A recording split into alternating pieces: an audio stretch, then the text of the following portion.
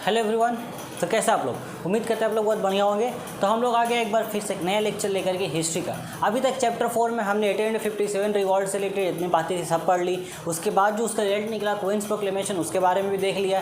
फिर हमने ये देखा है किस तरीके से लोगों ने अपने लेवल पर कोशिशें की कि भाई अपने जो मादरी ज़बान की मदर टंग है उसको भी हम लोग अंग्रेज़ी ज़बान के सामने ला करके खड़ा करें। इसके अलावा और भी बहुत सारे प्रॉब्लम जो ब्रिटिश गवर्नमेंट के दौरान पे हो रही थी, जैसे ज़मींदारों किसान के दौरान जो दो रवैया अपनाया जा रहा था उसको ख़त्म करने की कोशिश की गई। इसके अकॉर्डिंग बहुत सारे एसोसिएशन बने जिसको हमने अपने 4th लेक्चर में देख लिया है। फिर उसके बाद हमने अगले लेक्चर में ये देखा कि इंडियन एसोसिएशन और इंडियन नेशनल कॉन्फ्रेंस किस तरीके से इन लोगों ने एल्बर्ट बिल की मुखालफत की और किस तरीके से सिविल सर्विस इम्तिहान में बैठने वाले की जो उम्र 21 साल थी उसको कम कराया गया 19 साल तक प्रोटेस्ट के जरिया अपने। तो ये सारी बातें हम लोग अभी तक पढ़ चुके हैं। अब हम लोग आ रहे हैं अपने एकदम अलग ही टॉपिक पर इस चैप्टर में। देखिए, किसी भी ज़माने में किसी भी दौर में जब बुराई बहुत ज़्यादा लेवल तक बहुत ज़्यादा पीक पर पहुंच जाती है तो लोग अपने ग्राउंड लेवल से तो कोशिश करते ही है उसको हटाने की, बट इन सभी चीज़ों के बीच में, इन सभी चीज़ों के दरमियान में एक बहुत ही इम्पॉर्टेंट चीज़ होती है लिखावट, हैंड राइटिंग। अब यहाँ पर हैंड राइटिंग की बात नहीं कर रहा हूँ, बेसिकली मैं उन लोगों की बात कर रहा हूँ जो ज़बानों के ज़रिया अपने दर्द को दूसरों तक पहुँचाने में सफल होते हैं। मतलब एक ऐसा शख्स जो कहानी के द्वारा पूरा एक मंजर को दूसरे शख्स तक पहुंचा दे, जिसको हम लोग सिंपली आप बोल सकते हैं मूवी के अकॉर्डिंग। यानी कि मूवी में क्या होता है, बेसिकली एक स्टोरी लाइन को आपके तक पहुंचाया जाता है और आप उस चीज़ को फील कर पाते हैं कि हाँ भाई ये जो कैरेक्टर है ये कितना प्रॉब्लम में था और किस तरीके से उसने इन सारे प्रॉब्लम्स को लड़ करके इस मकाम तक वो पहुँचा है। तो इसी तरीके से लोगों के अंदर अपना टैलेंट होता है और ये चीज़ बहुत ही इम्पॉर्टेंट हो जाती है किसी भी दौर में जुल्म के ख़िलाफ़ आवाज़ उठाने के लिए। तो उस दौर में भी ये चीज़ें हुई थी। इसमें सबसे पहला हमारा नाम आता है आनंद मठ। यानी कि आनंद मठ सबसे पहला हमारा सियासी नॉवेल, जिसको हम लोग बोल सकते हैं पॉलिटिकल नॉवेल होने का इसको सर्फ हासिल है आपका। पहले हम लोग देखते हैं कुछ इन्फॉर्मेशन मैंने लिखा है। It is a Bengali fiction written by Bankim Chandra Chatterjee and published in 1882। ये बंगाली लैंग्वेज में लिखा गया था बंकिम चंद्र चटर्जी के द्वारा और ये एक बंगाली फिक्शन था। यानी कि इन्होंने कहानी लिखी थी जो कि इनकी अपनी दिमाग का सोच था, जिसके द्वारा इन्होंने बेसिकली एक जो सन्यासी और जो अंग्रेज इनके बीच में जो कन्फ्लिक्ट थी, जो सन्यासी रिवॉल्ट जो 3rd चैप्टर में जो हमने पढ़ा था, सन्यासी और फ़कीर बगावत, ये दो बगावत एक ही साथ चले थे। ये दोनों ने मिल करके, सन्यासियों और फ़कीरों ने मिल करके अंग्रेज़ों के ख़िलाफ़ जा कर के आवाज़ उठाई थी। तो उसी टाइम पीरियड के अराउंड उसको लेकर के एक फिक्शन स्टोरी इन्होंने लिखा है और ये बताने की कोशिश की कि किस तरीके से अंग्रेज़ों ने सन्यासियों के ख़िलाफ़ बहुत सारे एजेंडास क्रिएट किए थे, उन्हीं सारी चीज़ों को। यहाँ हमने लिखा है कि it is inspired by and set in the background of the Sanyasi rebellion in the late 18th century. Clear है आपका? एक्चुअल जो सन्यासी रिबेलियन हुआ तो वो हुआ था आपका 1770 में। अब एक इन्फॉर्मेशन और दे देते हैं आगे बढ़ने से पहले कि 1882 में ये आपका बुक की शक्ल में पब्लिश हुआ था पहला बार, ठीक है। उससे पहले 1881 में ये आपका एक न्यूज़पेपर था। क्या नाम था उस न्यूज़पेपर का? हमारा सारी चीज़ें याद नहीं रहते ना, कुछ चीज़ें भूल जाते हैं। बंगा दर्शन। तो बंगा दर्शन जो हमारा न्यूज़पेपर था, उस न्यूज़पेपर में ये आपका शाये हुआ करता था, प्रिंट हुआ करता था। उसके बाद 1882 में फाइनली ये आपका बुक की शक्ल ले लेता है। अब इस बुक में इतना ज़्यादा पावरफुल ये बुक था कि इस बुक को इंग्लिश में ट्रांसलेट भी किया गया। इंग्लिश में ट्रांसलेट करने वाले थे जूलियस जे लिपनर, 1966 में इन्होंने किया था। इसके अलावा और भी बहुत सारे लैंग्वेजेस में इसको ट्रांसलेट किया गया था क्योंकि इस बुक की पावर बहुत ज़्यादा थी उस वक्त। यहाँ पर इन्होंने इंग्लिश में इसका नाम रखा था दी एबे ऑफ ब्लिस। तो आनंदा, ये आनंदा मठ होगा, यहाँ पे आनंद हो गया, यहाँ पे ए छोड़िए, ठीक है, आनंदा मठ। तो आनंदा के मीनिंग होगी ब्लीज, यानी कि ब्लीज वर्ड यहाँ पर आनंदा को रिप्रेजेंट करता है और एबे वर्ड रिप्रेजेंट करता है मठ को। तो इस तरीके से ये इंग्लिश वर्ड आपका आया है। अब इस बुक में जो कैरेक्टर्स है उसको हम थोड़ा सा देखते हैं। इसमें कैरेक्टर, एक कैरेक्टर हमारा महेंद्र है।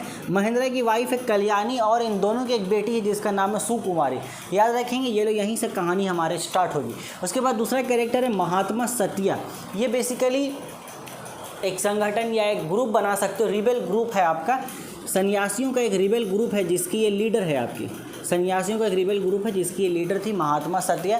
भवन और जीवान ये दोनों जो है ये काफ़ी ब्रेव वॉरियर्स है ये रिबेलियन का, यानी कि एक जो रिबेल ग्रुप है हमारे पास सन्यासियों का जो रिबेल ग्रुप है, तो रिबेल ग्रुप का ये दोनों बहुत ही पावरफुल वॉरियर्स है, बहुत स्ट्रॉन्ग वॉरियर्स है। अब भवन जो वॉरियर है ये मारा जाता है ईस्ट इंडिया कंपनी के साथ जो जंग लड़ते हैं उस वक्त ये जो भवन है ये मर जाता है इनकी कहानी में यहाँ पर।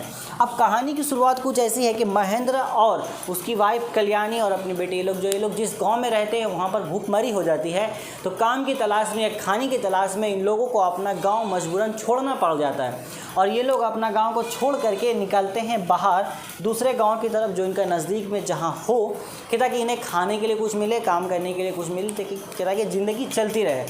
अब ये लोग इस चक्कर में आगे बढ़ते हैं, जंगल के रास्ते से ये लोग होकर गुजरते हैं। जंगल में होता क्या है कि लुटेरे जो होते हैं, पहले लुटेरे बहुत जंगल में हुआ करते थे, लुटेरे इन लोगों पर हमला करते हैं जिसकी वजह कर ये दोनों अलग अलग हो जाते हैं, यानी कि महेंद्र और कल्याणी और सुकुमारी अलग हो जाते हैं। महेंद्र भटक करके अलग रास्ते में चला जाता है और कल्याणी और सुकुमारी अलग हो जाती है। तो यानी कि ये दोनों माँ बेटी एक साथ होती है, बाप अलग हो जाता है। तो माँ बेटी ये पूरा डरी हुई रहती है, बच्ची बहुत छोटी होती है, तो ये गोदी में लेकर के इसको डर के मारे भागी चली जाती है बचते हुए लुटेरों से। और बचते बचते क्या होता है, भागी चली जाती है तो एक नदी के किनारे, नदी का स्पेसिफिक कोई नाम नहीं है यहाँ पर, एक नदी के किनारे जा कर के बेहोश हो जाती है, वहाँ पे पड़ी रहती है। अब महेंद्र दूसरी तरफ भटक जाता है, वो किसी और रूट में चला जाता है। अब ये जो कल्याणी है इसको यही उठाती है महात्मा सतिया। महात्मा सतिया इसको मिलती है नदी के किनारे, तो ये इसको उठा करके ले करके आती है। तब कल्याणी को पता चलता है कि ये भैया एक रिबेल ग्रुप बना के इन्होंने रखा है जो अंग्रेज़ों के खिलाफ लड़ने के लिए तैयार हो रहे हैं, सन्यासियों का एक रिबेल ग्रुप है। तो जैसे ही पता चलता है अंग्रेज़ों को इनके बारे में, तो महात्मा सतिया को ऐसा दिखाया गया कि सतिया को गिरफ्तार कर लेती ईस्ट इंडिया कंपनी। तो सतिया को गिरफ्तार कर लेती ईस्ट इंडिया कंपनी, तो कल्याणी और सुकुमारी अभी भी उस ग्रुप में है, रिबेल ग्रुप में वहाँ पर मौजूद है। उसके बाद कहानी आगे बढ़ती है तो दिखाया जाता है कि महेंद्र जो है वो एक दूसरे ग्रुप के साथ जा करके मिल जाता है, जो भी एक सन्यासी का रिबेल ग्रुप होता है जो अंग्रेज़ों के खिलाफ लड़ने के लिए तैयार हो रहा है। बेसिकली आपका ये एक ग्रुप था जहाँ पर कल्याणी पहुँची थी, महात्मा सतिया जिसको लीड कर रही थी, तो इसको तो पुलिस गिरफ्तार करके लेके चली गई। और महेंद्र किसी और ग्रुप से जाकर के मिल जाता है जो भी एक सन्यासी रिबेल ग्रुप होता है जो अंग्रेज़ों के खिलाफ लड़ने के लिए खुद को तैयार कर रहा होता है। तो यहाँ पर इनके गिरफ्तार होने के बाद इसी ग्रुप में से जहाँ पर ये लीडर थी, एक दूसरा कोई साधु आता है और वो साधु इनको ले जाकर के महेंद्र से मिला देता है। उनको खबर मिलती है इस साधु को कि भाई इसका जो हस्बैंड है महेंद्र वो उस ग्रुप में है, हमारे उस ग्रुप में है, तो इन लोगों को ले आकर के मिला देता है। इस तरीके से ये दोनों एट द एंड मिल जाते हैं। ये पूरी ओवरऑल कहानी है। अब इसके द्वारा और कहानी देखो डिटेल में पढ़ेंगे तो बहुत मज़ा भी आएगा पढ़ने में और बहुत टाइम भी लगेगा। तो हम एक शॉर्ट में आपको एक ओवरव्यू दे दिए है कहानी का, मुझे डिटेल में भी जाने का टाइम नहीं है। अगर आप इस कहानी को पूरा डिटेल में समझना चाहते हैं तो मैं रिकमेंड करूँगा आपको कि आनंद मठ नाम का पिक्चर बना है आपका। अब वो किस लैंग्वेज है मुझे पता नहीं, लेकिन मोस्ट प्रोबेबली चांस है कि वो बंगाली लैंग्वेज में होगा। मैंने देखा है गूगल पे था, ये मैंने मिला था। जब मैंने आनंद मठ सर्च किया तो वहाँ पर ऊपर एक पिक्चर आ रहा था। वो पिक्चर बिल्कुल इसी नोवेल पर बेस करके बनाया गया, मतलब इस नोवेल की जो कहानी है वही कहानी को उस पिक्चर में दिखाया गया है। तो आप अगर उस पिक्चर को देख लेते हो तो ये कहानी आपको वैसे भी क्लियर हो जाएगी बहुत अच्छे तरीके से, ठीक है। तो इस नोवेल ने बहुत अच्छे तरीके से सन्यासियों के ऊपर किए गए जुल्म को, अंग्रेज़ों के द्वारा जो जुल्म किया जाता है उसको दिखाया। आइए भी पेश किया कि इस तरीके से सन्यासी जो थे उस वक्त परेशान थे। बट देखो कोई भी चीज़ 100% परफेक्ट नहीं होती और वही कुछ मामला इस नोवेल के साथ भी था। चूँकि ये नोवेल बहुत अच्छी थी पॉलिटिकल लेवल पर भी, इसके द्वारा इसमें जो अल्फाज यूज़ किए गए थे, जिस तरीके से दर्द को पेश किया गया था, उस चीज़ के द्वारा उसको पढ़ करके लोगों के अंदर एक अलग तरह का इंस्पिरेशन आया कि अब अंग्रेज़ों को मार करके फोड़ देना है। लेकिन वहीं दूसरी तरफ जैसे कि मैंने आपको स्टार्टिंग में बताया कि सन्यासी और फ़कीर ये इन दोनों ने मिल करके एक साथ बगावत किया था। तो जब इन्होंने इंस्पायरेशन लिया है उस बैकग्राउंड से 18th सेंचुरी सन्यासी रिबेलियन से, तो उस वक्त तो फ़कीर लोगों ने भी बगावत की थी। और फ़कीरों में जो एक मेन लीडर थे मंजू शाह, उसका बारे में यहाँ पर किसी भी तरह का कोई जिक्र नहीं है इनके नॉवेल में। उनका ऐसे तो नॉवेल उनका फिक्शन है, लेकिन चूंकि उन्होंने बैकग्राउंड यहाँ पर सेट किया था तो यहाँ पर उस चीज़ का भी जिक्र होना चाहिए था। तो एक्चुअल फिक्शनल लेवल पर, पॉलिटिकल लेवल पर देखा जाए तो इंस्पिरेशन के लिए लोग इसको पढ़ करके इंडिया पे आज़ादी के लिए लड़ने के लिए तैयार हो जाए, ये चीज़ इस बुक में थी, ये बहुत ये खासियत थी। लेकिन अगर तारीखी सच्चाई की हम बात करें कि एक्चुअल उस हकीकत को दिखाया गया हो इस बुक में जो सन्यासी और फ़कीर बगावत के दौरान हुआ था, वो चीज़ इस बुक में आपको नहीं मिलेगी। बट इसका अपना एक अलग इम्पॉर्टेंस है और बहुत ही बड़े लेवल पर इम्पॉर्टेंस है, क्योंकि जो हम लोग आज का जो कौमी तराना, कौमी गीत दोनों अलग अलग होते हैं ऐसे ना, जना गना मना जो हम लोग पढ़ते हैं वो इसी बुक से लिया गया था। तो इसलिए भी इम्पोर्टेंस इस बुक की बहुत ज़्यादा है। ठीक, याद है कि सवाल भी ऐसा आता है कि नेशनल एंथम जो है वो कहाँ से, किस बुक से लिया गया था, तो आनंद मठ बुक से लिया गया था, जन गण मन, है कि नहीं, याद है आपको? मजाक कर रहे हैं, याद तो हो गई, चलिए अच्छी बात है। तो इसमें और कुछ ज़्यादा बताने के नहीं है, मैं एक बार बुक देख लेता हूँ, फिर भी और कुछ इसमें ज़्यादा बताने की है नहीं, बाकी हमारा ख़त्म हो गया। तो यही चीज़ है। तो इसने ओवरऑल अंग्रेज़ों के ख़िलाफ़ लोगों को खड़ा करने में, उनके अंदर हिम्मत पैदा करने में बहुत अच्छे लेवल पर काम किया था। और अंग्रेज़ इससे डर भी बहुत गए थे कि इस किताब का असर इतना ज़्यादा तेज़ी से फैल रहा था, ट्रांसलेट भी बहुत दूसरे लैंग्वेज में बहुत जल्दी तरीके से हो रहा था। तो बहुत सारी जगहों पे क्या देखने को मिला कि अंग्रेज़ों ने इसकी पब्लिकेशंस को रोकवा दिया, बहुत सारी किताबों को इन्होंने जलवा दिया। तो डर के मारे वो समझ सकते हो। ठीक है, आज के लेक्चर में बस इतना ही। तो मुझे उम्मीद है कि आनंद मठ का पूरा कहानी आपको क्लियर हुआ होगा और मज़ा भी आया होगा। अच्छा लगा है तो वीडियो को आप लाइक कर सकते हैं, चैनल पर नए हैं चैनल को सब्सक्राइब कीजिए।